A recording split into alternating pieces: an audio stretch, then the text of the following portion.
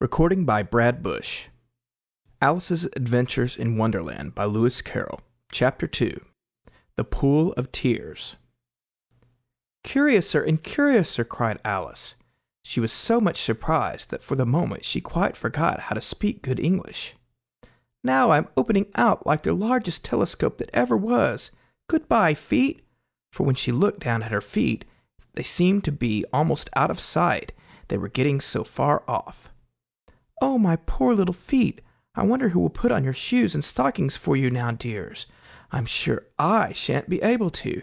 I shall be a great deal too far off to trouble myself about you. You must manage the best you can, but I must be kind to them," thought Alice, "or perhaps they won't walk the way I want to go. Let me see, I'll give them a new pair of boots every Christmas." And she went on planning to herself how she should manage it. They must go by carrier, she thought, and how funny I'll seem sending presents to one's own feet, and how odd the directions will look. Alice's right foot, Esquire. Hearthrug near the fender with Alice's love. Oh dear, what nonsense I'm talking. Just then her head struck against the roof of the hall. In fact, she was now more than 9 feet high, and she at once took up the little golden key and hurried off to the garden door. Poor Alice! It was as much as she could do, lying down on one side, to look through into the garden with one eye, but to get through was more hopeless than ever. She sat down and began to cry again. "You ought to be ashamed of yourself," said Alice. "A great girl like you," she might well say this, "to go on crying in this way. Stop this moment, I tell you." But she went on all the same, shedding gallons of tears, until there was a large pool all around her, about 4 inches deep, and reaching half down the hall. After a time she heard a little pattering of feet in the distance, and she hastily dried her eyes to see what was coming. It was the White Rabbit returning, splendidly dressed, with a pair of white kid gloves in one hand and a large fan in the other. He came trotting along in a great hurry, muttering to himself as he came, "Oh, the Duchess, the Duchess! Oh, won't she be savage if I've kept her waiting?" Alice felt so desperate that she was ready to ask help of anyone. So when the rabbit came near her, she began in a low, timid voice, "If you please, sir." The rabbit started violently, dropped the white kid gloves and the fan, and scurried away into the darkness, as hard as he could go. Alice took up the fan and gloves, and as the hall was very hot, she kept fanning herself all the time she went on talking. "Dear, dear, how queer everything is today, and yesterday things went on just as usual. I wonder if I've been changed in the night. Let me think, was I the same when I got up this morning? I almost think I can remember feeling a little different. But if I'm not the same, the next question is, who in the world am I? Ah, that's the great puzzle." And she began thinking over all the children that she knew that were of the same age as herself, to see if she could have been changed for any of them. "I'm sure I'm not Ada," she said, "for her hair goes in such long ringlets, and mine doesn't go in ringlets at all. And I'm sure I can't be Mabel, for I know all sorts of things. And she knows such a very little. Besides, she, and I'm I. And oh dear, how puzzling it all is. I'll try if I know all the things I used to know. Let me see, 4 times 5 is 12, and 4 times 6 is 13, and 4 times 7 is... Oh dear!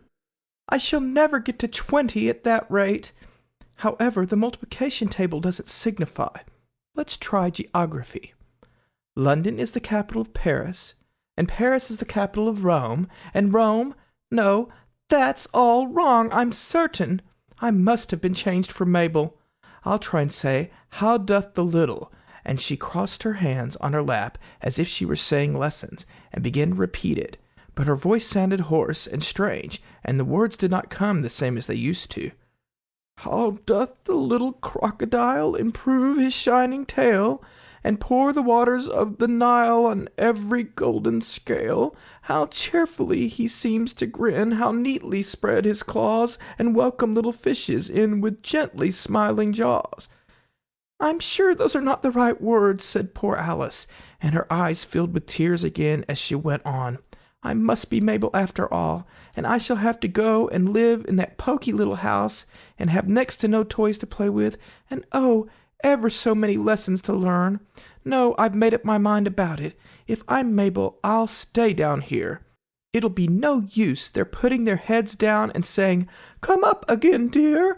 I shall only look up and say, Who am I then? Tell me that first, and then, if I like being that person, I'll come up. If not, I'll stay down here till I'm somebody else. But oh dear, cried Alice, with a sudden burst of tears, I do wish they would put their heads down. I am so very tired of being all alone here. As she said this, she looked down at her hands, and was surprised to see that she had put on one of the rabbit's little white kid gloves while she was talking. How can I have done that? She thought. I must be growing small again. She got up and went to the table to measure herself by it, and found that, as nearly as she could guess, she was now about 2 feet high, and was going on shrinking rapidly. She soon found out that the cause of this was the fan that she was holding, and she dropped it hastily, just in time to avoid shrinking away altogether. That was a narrow escape, said Alice, a good deal frightened at the sudden change, but very glad to find herself still in existence. And now for the garden, and she ran with all speed back to the little door. But alas, the door was shut again, and the little golden key was lying on the glass table as before. And things are worse than ever, thought the poor child, for I never was so small as this before, never, and I declare it's too bad that it is. As she said these words, her foot slipped, and in another moment, splash, she was up to her chin in salt water. Her first idea was that she had somehow fallen into the sea. And in that case, I can go back by railway, she said to herself.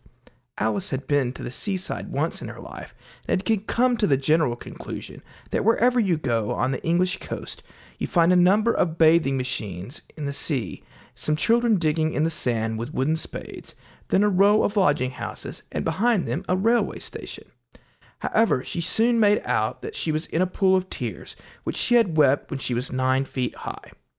I wish I hadn't cried so much, said Alice, as she swam about, trying to find her way out. I shall be punished for it now, I suppose, by being drowned in my own tears. That will be a queer thing, to be sure. However, everything is queer today. Just then she heard something splash about in the pool a little way off, and she swam nearer to make out what it was. At first she thought it must be a walrus or hippopotamus, but then she remembered how small she was now, and she soon made out that it was only a mouse that had slipped in like herself. Would it be of any use now, thought Alice, to speak to this mouse? Everything is so out of the way down here that I should think very likely it can talk. At any rate, there's no harm in trying. So she began, Oh, Mouse, do you know the way out of this pool? I am very tired of swimming about here. Oh, Mouse. Alice thought this must be the right way of speaking to a mouse. She had never done such a thing before, but she remembered having seen her brother's Latin grammar, a mouse of a mouse, to a mouse, oh mouse. The mouse looked at her rather inquisitively, and seemed to her to wink with one of its little eyes, but it said nothing. Perhaps it doesn't understand English, thought Alice. I dare say it's a French mouse, come over with William the Conqueror. With all her knowledge of history, Alice had no clear notion how long ago anything had happened. So she began again, Où est mon chat? Which was the first sentence in her French lesson book. The mouse gave a sudden leap out of the water and seemed to quiver all over with fright. Oh, I beg your pardon, cried Alice hastily, afraid that she had hurt the poor animal's feelings. I quite forgot you don't like cats. Not like cats, cried the mouse in a shrill, passionate voice. Would you like cats if you were me? Well, perhaps not, said Alice in a soothing tone. Don't be angry about it. And yet I wish I could show you our cat, Dinah. I think you'd take a fancy to cats if you could only see her. She's such a dear, quiet thing, Alice went on half to herself, as she swam lazily about in the pool. and she sits purring so nicely by the fire, licking her paws and washing her face, and she is such a nice soft thing to nurse, and she's such a capital one for catching mice. Oh, I beg your pardon, cried Alice again, for this time the mouse was bristling all over, and she felt certain it must be really offended. We won't talk about her any more, if you'd rather not. We, indeed, cried the mouse, who was trembling down to the end of his tail. As if I would talk on such a subject. Our family always hated cats. Nasty, low, vulgar things. Don't let me hear the name again. I won't indeed, said Alice, in a great hurry to change the subject of conversation. And you, are you fond of dogs?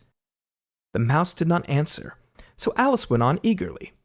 There is such a nice little dog near our house I should like to show you. A little bright-eyed terrier, you know, with, such long curly brown hair, and it'll fetch things when you throw them, and it'll sit up and beg for its dinner, and all sorts of things. I can't remember half of them, and it belongs to a farmer, you know, and he says it's so useful, it's worth £100. He says it kills all the rats and— "Oh, dear!" cried Alice in a sorrowful tone. "I'm afraid I've offended again." For the mouse was swimming away from her as hard as it could go, and making quite a commotion in the pool as it went. So she called softly after it, "Mouse dear, do come back again, and I won't talk about cats, or dogs either, if you don't like them." When the mouse heard this, it turned round and swam slowly back to her. Its face was quite pale, with passion, Alice thought, and it said in a low, trembling voice, "Let us get to the shore, and then I'll tell you my history, and you'll understand why it is that I hate cats and dogs." It was high time to go, for the pool was getting quite crowded with birds and animals that had fallen into it. There was a duck and a dodo, a lory and an eaglet, and several other curious creatures. Alice led the way, and the whole party swam to the shore. End of Chapter 2.